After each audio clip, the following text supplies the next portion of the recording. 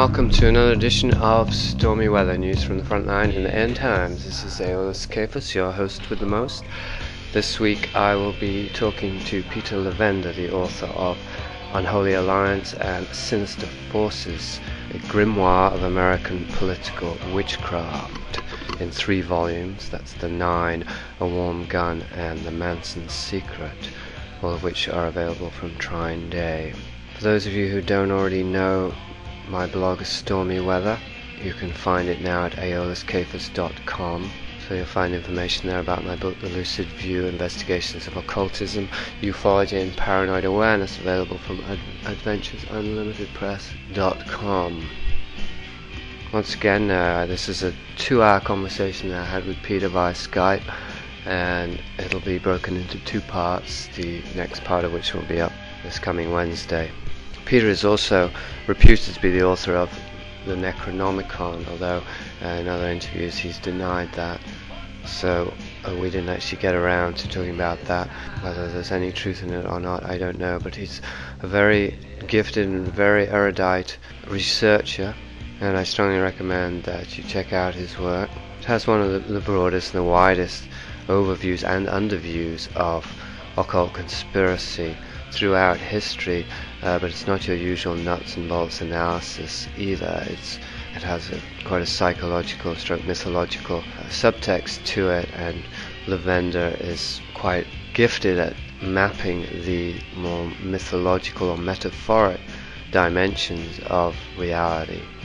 He's not your straightforward parapolitical researcher, and definitely has a good grasp of the nature of sorcery, magic in politics or anywhere as the manipulation of perception and the creation of realities, as you'll discover as you listen to this interview. So without further ado, let us proceed. Peter Levenda, welcome to Stormy Weather. Thank you very much. I'm glad to be here. Before we start with the interview proper, I thought you might like to describe a little bit of your work for our listeners who may not be familiar with it, and also give them any details for how they can find out more about your books and how they can order them, etc. Okay, I'd be glad to. I've been writing about religion and politics for quite some time, more than 20 years, I suppose. My first book was Unholy Alliance, which focused on the occult ideologies that formed the philosophy of the Nazi Party. And since then I've written Sinister Forces, which is a 3-volume study which kind of picks up where Unholy Alliance leaves off and focuses on American politics and history and the occult and mystical origins of a lot of the popular culture, political beliefs, and political events and scandals of the last 200 years. I've also written a book called Stairway to Heaven, which is about mostly the Kabbalah and the trying to identify the origin of the idea of the number 7, the sacredness of number 7, Jacob's ladder, the ascent to the stars, and that sort of thing in different cultures. All of these books are available, of course, on Amazon.com or Barnes and Noble. You'll find them in a lot of different bookstores. And my latest book, which is not out yet, is called The Secret Temple, and that's a study of Freemasonry, Mormonism, and American history. So that's basically what I've been focusing on, really an interface between religion and politics, and especially extreme religion and extreme politics. I know you have a website with sinisterforces.com, is that right? It's actually sinisterforces.info. Because I've been to the website, and it doesn't seem like a personal website. It seems more like the booksellers, is that right? That's right, yes. It's linked to a blog there, which I've visited, but I'm just curious as far as, are you regularly updating that blog, or are you not working on it presently? I update it irregularly. Depends what moves me. The events of the last 6 months or so have pretty much kept me off from updating the blog. People have very strong political feelings, and as anybody who's visited the internet in the last 6 months or so can attest, there's been a lot of very personal feelings about what's been going on politically. So I've been staying above the fray, or out of the fray, as it were, for a while. I'll probably get back onto it now that things are starting to settle down. Oh, so that was a conscious decision not to get involved in all the hysteria, if I can call it that, around Barack Obama, etc.? Well, yes. I mean, there's been a lot of hysteria, both pro and con, and some of the stuff that was anti-Obama was really bizarre.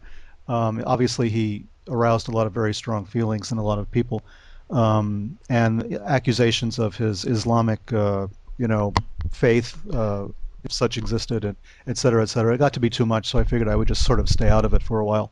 Hmm. My feelings on the Republican Party in general are pretty well known from Sinister Forces. I've have tried in vain to find a real strong strain of pro-Nazi or pro-fascist alliances or allegiances in the Democratic Party, but the Republicans seem to not to be too embarrassed by that kind of thing, so it just made my work easier. Right. But basically, I've tried to stay out of partisan politics where this stuff is concerned. That's very understandable. Okay, well, before we get launched off on a whole other subject, because I'm sure there's a fascinating area right there, but in order not to get sidetracked, let's move right into the questions that are put aside for you. We'll begin with just a few very brief personal questions, which if you can answer as briefly as possible. They're really just one-word answers, is what I'm hoping to get. It's kind of the intent is to give our listeners a very brief, very condensed idea of yourself as a person, as a human being, before we move on to the more abstract matters that I know we're both so interested in. Okay, so what quality do you like about yourself the most? Mm. Curiosity. And what quality do you like about yourself the least? Hmm. There's too many to enumerate. Mm. Do you want them alphabetical? um, How about today in particular? Vacillation. What quality do you admire in others? Open-mindedness. And what quality do you dislike in others? Well, conversely, closed-mindedness. And favorite word today or recently? Prolegomena. Wow, that is quite a word.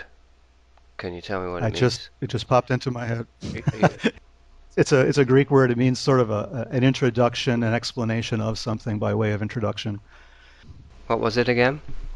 Prolegomena. And your least favorite word?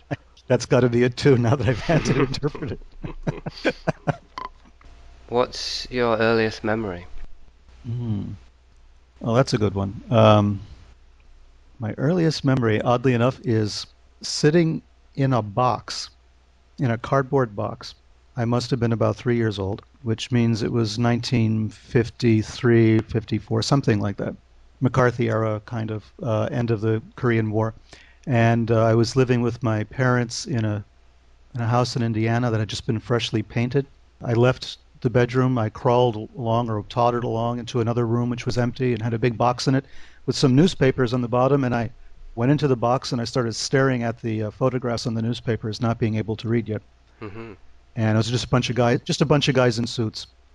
So just put this image together. I'm in a box Yeah, staring yeah. at a bunch of guys in suits in a photograph.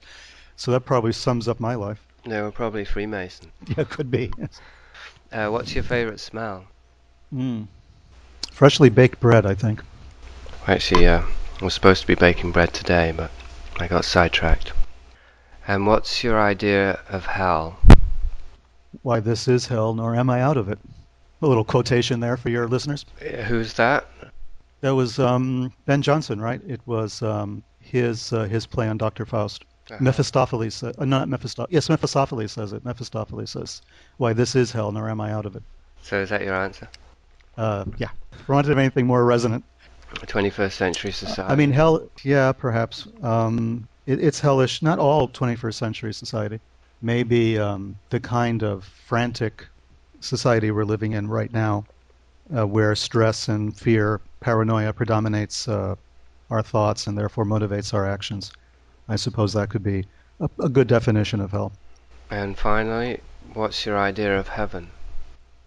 Hmm. A place where if I go there, they have to let me in. Okay, first question that you selected from the End Times Oracle is as follows. How might the shamanic stroke animistic view of a conscious universe interact with the paranoid worldview? That's a question with a lot of moving parts, which is one of the reasons why I liked it. Shamanism and mysticism is essentially an individualistic approach to reality, as opposed to organized religion, where you get into a room with a lot of other people who believe a lot of the same things you do, and you're standing and kneeling or chanting or whatever in unison with them.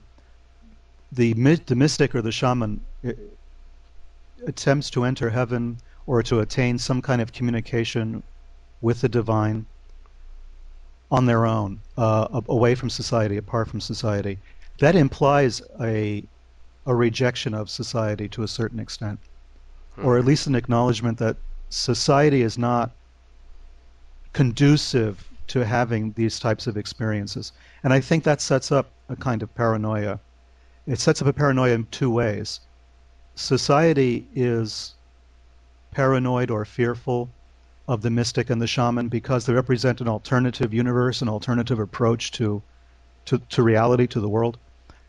And the shaman and the mystic is also paranoid in a sense because they believe that society does not have the answer, that there are secrets that and mysteries that society does not have. So you have a mutual kind of suspicion between the shaman and the mystic on the one side and society on the other. So I think that that does sort of feed into that idea. The shaman represents another way of looking at the world. They're living proof or living evidence that if there's not a path, there are at least people seeking the path. So I think that society really does view the shaman and the mystic with alarm and paranoia. So they really feed into the same paranoia they see in society. It's a kind of a closed loop. They're both feeding each other, and it's making it a closed circuit where the existence of the one necessarily postulates the existence of the other. So you keep going around in this circle. So where paranoia and fear are concerned, they're both the causes of it in their own ways. So, but do you see paranoia as a wholly negative concept? Oh no, not at all. I mean, paranoia can save your life, can't it? I mean, I mean, if they really are after you, then it's not paranoia, is it? Right. But until the first shot is fired, you don't know if it is paranoia. You know, it could just be legitimate fear or suspicion. So I Right. think that paranoia is useful to a certain extent. It questions reality, and I think we need that. So, but you were describing there sort of a slant that I hadn't considered in this area, which is the paranoia of the religious controllers, the establishers and the architects of consensus reality, if you will, that they would be experiencing paranoia as a reaction to shamans and mystics actually existing within their system and attempting to find ways to get around it. Well, exactly. If you look at the Catholic Church, for instance, as just one example, and their approach to mystics has generally been wholly negative. I mean, they are quite often forced to accept someone as a saint or someone as a holy person because of popular acclaim. But for the most part, they reject it. The church wants to control access to God, and they have a hierarchy that deals with God that you're supposed to go through. You know, finding God on your own is frowned upon in organized religion. You know, you have to follow the preacher, the priest, the minister, whoever is in charge of your soul and is in charge of your access to the divine. Right. They set up the rules, kosher laws or halal laws. They set up what you can eat, what you can't eat, what you can dress, what you can wear, not wear, what days are holy, which days are not, what actions are holy, what actions are not. The mystic throws all of that out. He does not accept all of that on face value. hmm So he or she goes out into the forest, into the jungle, and tries to experience the divine directly. That is a challenge to any organization. It's a challenge to the organized faith. It creates a third party in American political context. You know, it's an alternate form. Yeah, because if anyone can access the divine or that heightened consciousness directly by going within, then that renders the whole system of worship obsolete.